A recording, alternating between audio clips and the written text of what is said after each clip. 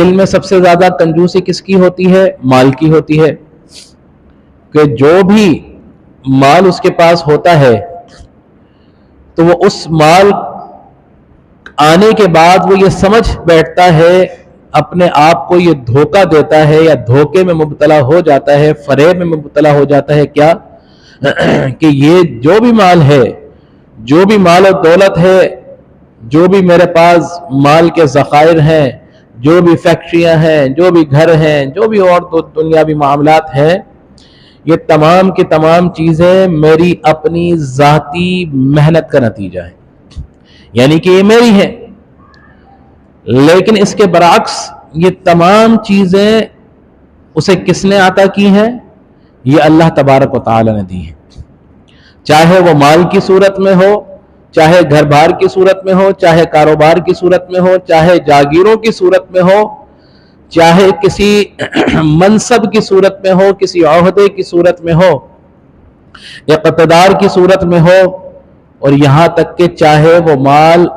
اولاد کی صورت میں کیوں نہ ہو، کیونکہ ایک مقام پر یہ بھی آیا کہ یہ جو اولاد ہے یہ بھی رزق ہے انسان کا، یہ بھی اللہ نے عطا کیا ہے۔ تو جس طرح اللہ تبارک و تعالی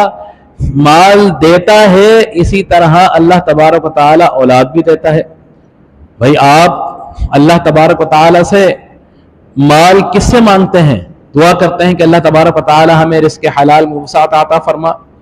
اور اگر کوئی کسی کی اولاد نہیں ہو رہی تو وہ اللہ تبارک و تعالی کی بارگاہ میں دعا کرتا ہے کہ اللہ تبارک و تعالی ہمیں اولاد جیسی نعمت سے سرفراز فرما۔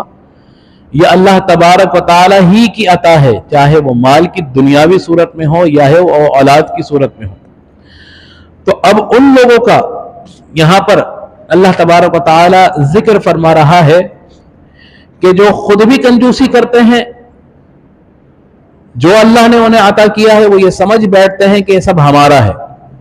اور اگر ہم نے اس میں سے کچھ خرچ کر دیا تو ہمارے مال میں کمی ہو جائے گی، اور کمی ہو جائے گی تو ہم غریب ہو جائیں گے، ہم سے یہ مال دور ہو جائے گا۔ لیکن ایسا نہیں ہوتا۔ اس کی مثال کیا ہے کہ دیکھیں، اگر آپ نے پائپ لائن کہیں سے جوڑی ہوئی ہے پانی کی، ایک آسان سی مثال میں آپ کے سامنے پیش کر رہا ہوں کہ اگر آپ نے پائپ لائن کہیں سے جوڑی ہوئی ہے اور اس میں پانی آتا ہے، تو پانی جب تک تازہ آتا رہے گا کہ جب تک اس پانی کو آپ آگے دیتے رہیں گے، سپلائی ہوتا رہے گا۔ لیکن اگر اس پائپ لائن کے اندر پانی رک جائے تو وہ